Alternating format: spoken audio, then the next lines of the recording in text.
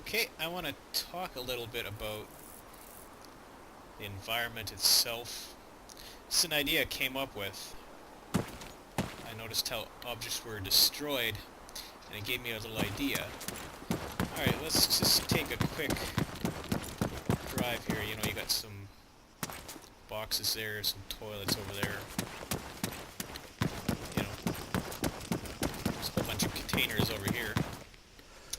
Well, let's see what happens if you were driving around and you crashed into something. Okay, well, what the hell is that? Okay, this is like Tetris over here. When I hit a toilet, what does that do? Yeah, they just disappear. And it, it's just a little box or a little toilet, and it still stops your whole truck. I guess it serves its purpose, but it's kind of, well, it's pretty primitive. Alright. Yeah, look how damaged I am. I'm all bashed up. My engine and wheels are already damaged. Let's see if we couldn't have... a little bit of fun. Okay, well, let's try that again. And this time with my script running. So as you can see, it's the same setting as it was before. This time I think it'll be a little bit more interesting. Alright, here we go.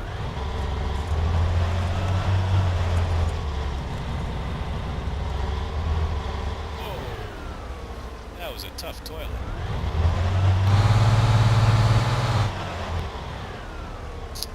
Yeah, this is way more fun.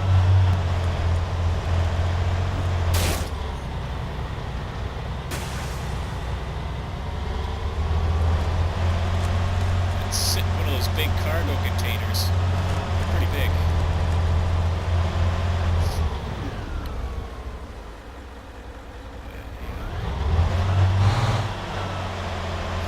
These ones are pretty big. You can hit them with a tank and it actually moves them pretty good. Okay, well, it isn't perfect by a long shot, and you're pretty extremely limited to what it actually works on. It has to be something that is a building in-game and can be... the model itself has to be set a certain way so that it disappears when it's destroyed. And then all the script does is it detects its class and replaces it with its editor placeable counterpart. See, like that toilet is an actual physical object. It's actually sitting on a pallet. It's not the original object that was on the map.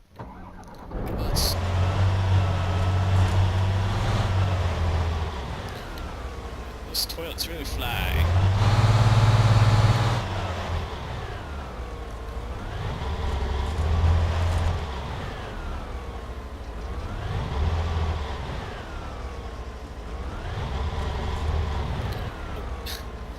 Not really big enough to push around a cargo container, but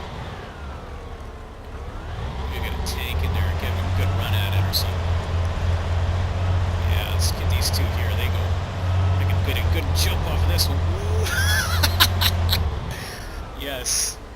This one green crate, or cargo container, is the only one that doesn't work because it's set to never destroy itself. So I can't remove it and replace it.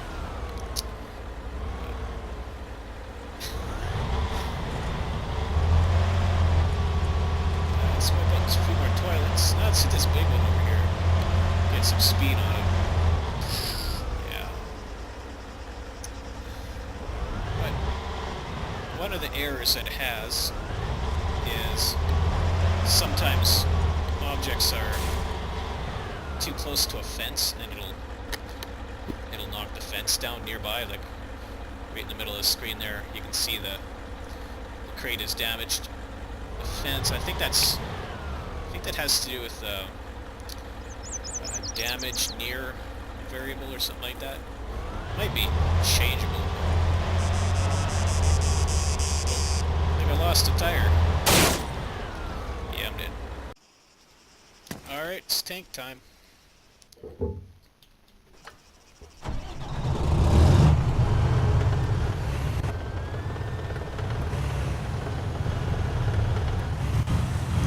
I don't know if the tank physics are really finished. I don't think they are.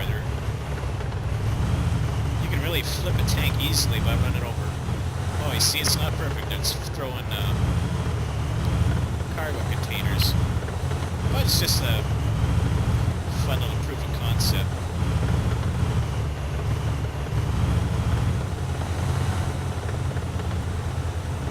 Yeah, you can push around a fair-sized cargo container this way. There's some stacked ones over here. Let's hit those. Yeah, let's get that shit.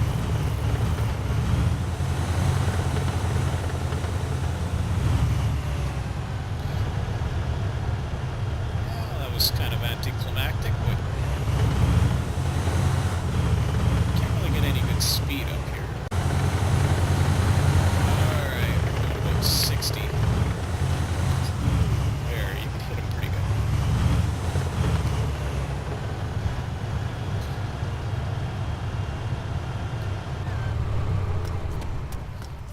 So that's the basics of it. All it's really required to delete a map object and replace it is just find its ID number. You have to use, well, I guess it doesn't matter, but you just find it, delete it, replace it with its appropriate class. They're named pretty logically. If you notice, because this is now a real object, it can have doors. You can actually go inside these things. You can't do that on the map objects. Pretty useful. But the trick to it is you have to use enable simulation false for a few seconds just to get it to not go flying like that. If you saw that one box over there go flying, that's because it just wasn't held for long enough, because the physics in Arma, they just need a few seconds after you spawn them to not wig out. They have to kind of be in their area for a few seconds. You know, if they're slightly below the ground or something like that, if you just spawn them instantly, they'll go shooting up in the air. But keep on doing that. I hate all that direction system. Look, that's awful. There we go. So, yeah, this probably wouldn't be anything, because realistically it only works on, you know, those red boxes I hit, the toilets, and these 3 different colors of cargo containers. Everything else just has a completely different destruction. Like if you had a bucket on the ground, you couldn't do that because the bucket would have the destruction simulation of a tree, you know, it would just kind of fall over.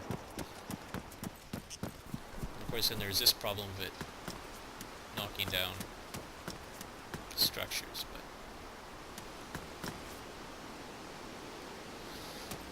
but you know, it's something that if BIS wanted to do it, they could totally have completely streaming physics, you know, like every object in the game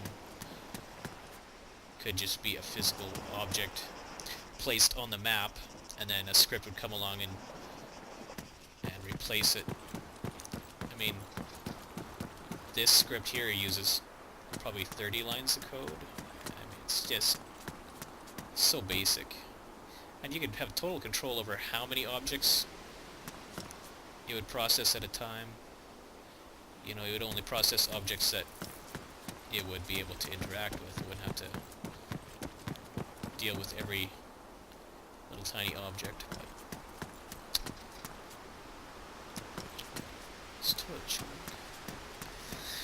But it's so, you know, it's just something that is so possible, and it would just totally change the game. I mean, I guess not totally change it, but it'd give you more opportunities for fun. You know, you could hide in completely different areas. You could move the environment. I mean, that's a really a big part of gameplay is the environment, you know. Use the terrain to your advantage kind of stuff. You could, you know, knock a toilet over with a jeep and make a little barricade. Anything you want to do. But as the way it is now, it's just solid, lifeless, boring objects. It's just there for looks. If you happen to accidentally hit it, it just disappears. There's nothing fun about that. And I like fun. So I'm going to keep working on that. Alright, well, thanks for watching, and thanks to all my new subscribers.